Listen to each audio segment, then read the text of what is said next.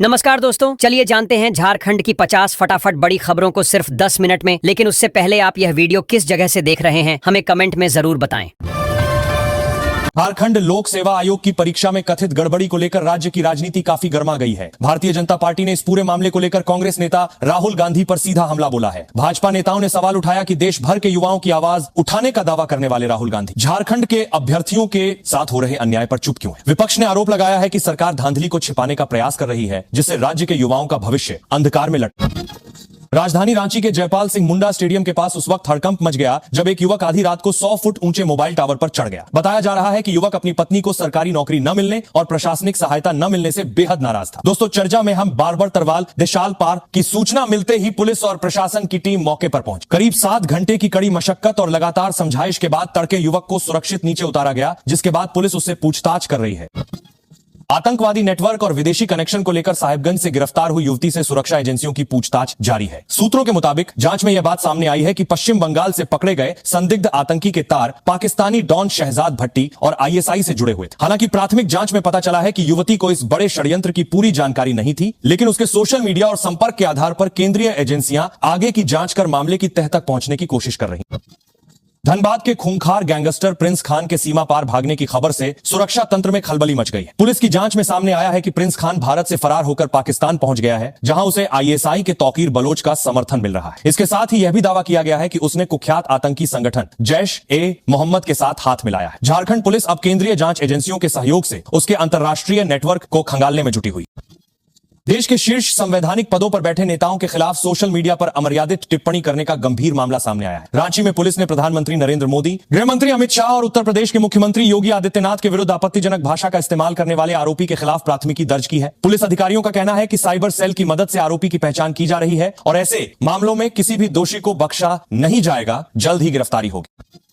JPSC और JSSC की परीक्षाओं में हुई कथित अनियमितताओं के खिलाफ छात्रों का गुस्सा सड़कों पर साफ दिखाई दे रहा है। हालांकि रांची में चल रहा यह छात्र आंदोलन अब 2 गुटों में बंट गया है। आंदोलनकारी छात्रों का आरोप है कि कुछ राजनीतिक दलों के हस्तक्षेप के कारण छात्रों की एकजुटता को नुकसान पहुंचा है। एक तरफ जहां युवा न्याय मंच ने अपना अलग मंच बनाकर विरोध जारी रखा है, वहीं दूसरा गुट स्वतंत्र रूप से अपनी मांगों को लेकर लगातार प्रदर्शन और नारेबाजी कर रहा है।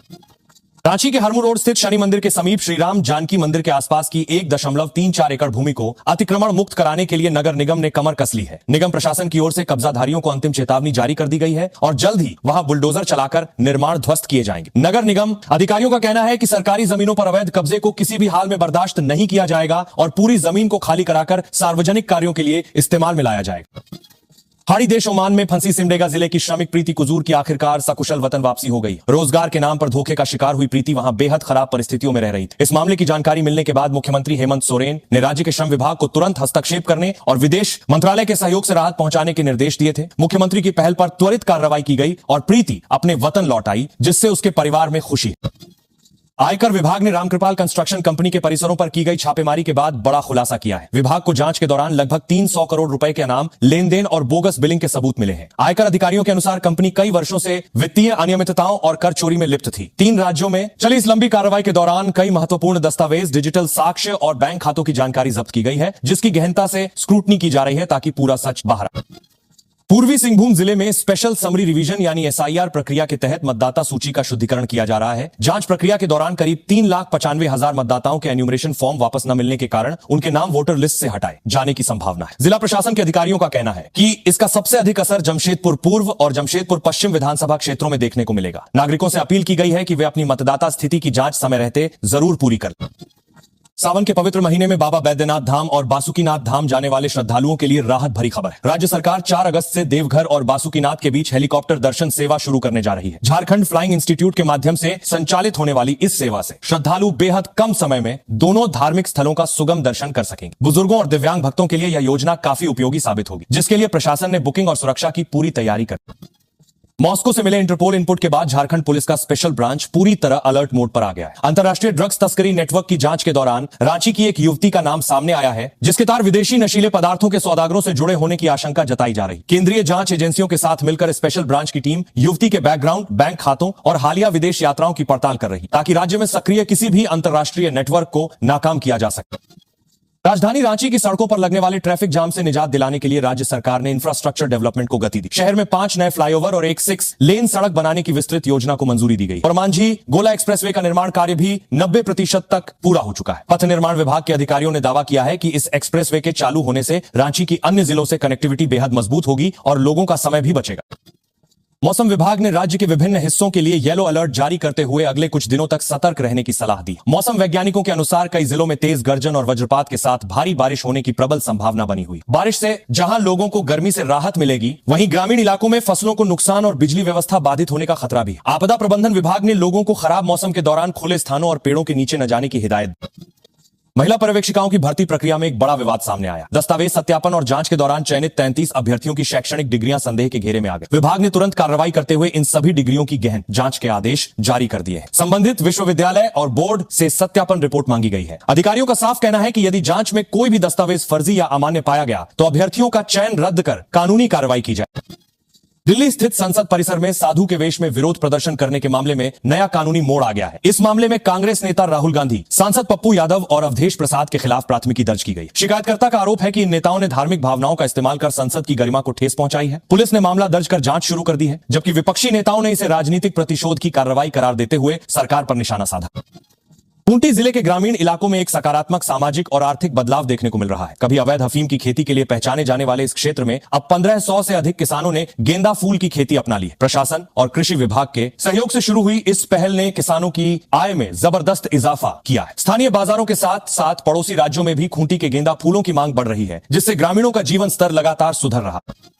भारतीय सर्राफा बाजार में सोने और चांदी की कीमतों में मिला जुल्ला रुख देखने को मिला है। राज्य के प्रमुख शहरों में 24 कैरेट और 22 कैरेट सोने के भाव में स्थिरता बनी हुई है, जिससे खरीदारों को राहत मिली है। वहीं दूसरी ओर चांदी की कीमतों में मामूली गिरावट दर्ज की गई है। सर्राफा कारोबारियों का कहना है कि वैश्विक बाजार के संकेतों और आगामी त्योहारी सीजन की मांग के कारण उतार चढ़ाव आ सकता है, लेकिन फिलहाल बाजार स्थिर स्थिति में बना हुआ है। धनबाद जिले में अवैध तरीके से चल रहे खून के कारोबार और धांधली पर जिला प्रशासन ने कड़ा रुख अपनाया है। स्वास्थ्य विभाग ने निजी ब्लड बैंकों में हो रही गड़बड़ियों की शिकायतों के बाद औचक निरीक्षण करने की रणनीति बनाई है। उपायुक्त के निर्देश पर गठित विशेष टीम बिना पूर्व सूचना के निजी ब्लड बैंकों की जांच करेगी और वहां रखे गए ब्लड यूनिट्स की गुणवत्ता, लाइसेंस तथा दरों की गहन समीक्षा की जाएगी। किसी भी तरह की अनियमितता पाए जाने पर ब्लड बैंक का लाइसेंस रद्द होगा। मानव तस्करी की शिकार हुई खूंटी जिले की एक नाबालिग युवती को दिल्ली से सुरक्षित रेस्क्यू करा लिया गया है। पुलिस की विशेष टीम ने गुप्त सूचना के आधार पर छापेमारी कर युवती को तस्करों के चंगुल से छुड़ाया। तस्कर को भी धर दबोचा है, जो लंबे समय से ग्रामीण इलाकों की भोली भाली लड़कियों को अच्छी नौकरी का झांसा देकर मेट्रो शहरों में बेचता था। पुलिस आरोपी को रिमांड पर लेकर तस्करी से जुड़े पूरे सिंडिकेट का पर्दाफाश करने में लगी। 14वीं सिविल सेवा प्रारंभिक परीक्षा में हुई धांधली की जांच कर रही सीआईडी ने अपनी कार्रवाई का दायरा और बढ़ा दिया है। मामले की निष्पक्ष जांच सुनिश्चित करने के लिए सीआईडी ने सफल घोषित किए गए 1000 अभ्यर्थियों से उनकी ओएमआर शीट की प्रतियां मांगी थीं, जिन्हें अभ्यर्थियों ने जमा करा दिया है। जांच एजेंसी अब ओएमआर शीट, कार्बन कॉपी और सर्वर डेटा का मिलान कर रही है। अधिकारियों का कहना है कि यदि अंकों में किसी भी तरह का फेरबदल या गड़बड़ी मिली तो कठोर दंडात्मक कदम उठाए जाएंगे।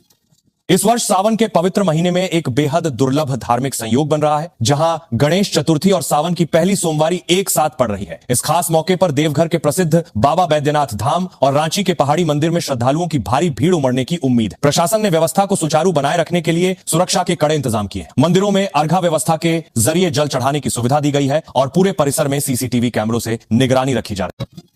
रांची नगर निगम ने शहर के प्रमुख व्यावसायिक केंद्र अपर बाजार में नियमों का उल्लंघन करने वाले दुकानों और व्यावसायिक प्रतिष्ठानों पर कार्रवाई शुरू कर दी है। निगम की टीम ने बिना स्वीकृत नक्शे और बिना पार्किंग स्थल के चल रही दुकानों को चिन्हित कर उन्हें सील करने का अभियान शुरू किया है। अपर बाजार में आए दिन लगने वाले भीषण जाम से निपटने के लिए यह कदम उठाया गया है। व्यापारिक संगठनों ने इस कार्रवाई का विरोध किया है, लेकिन निगम प्रशासन कार्रवाई जारी रखने पर अड्डा है। भारतीय शेयर बाजार में नए कारोबारी सप्ताह की शुरुआत काफी सुस्त देखने को मिली है। प्रमुख संवेदी सूचकांक सेंसेक्स और निफ्टी सीमित दायरे में कारोबार करते हुए नजर आए। बाजार विशेषज्ञों के अनुसार निवेशक इस समय विभिन्न कंपनियों के चालू तिमाही नतीजों और वैश्विक बाजार से मिलने वाले संकेतों का इंतजार कर रहे हैं। विदेशी संस्थागत निवेशकों की बिकवाली और कच्चे तेल की कीमतों में उतार चढ़ाव के कारण बाजार में सावधानी का माहौल है, जिससे निवेशकों को सोच समझकर निवेश करने की सलाह दी जा रही है। दुमका जिले के किसानों के लिए एक बहुत बड़ी खुशखबरी सामने आई। राज्य की सबसे बड़ी मछलियां रानेश्वर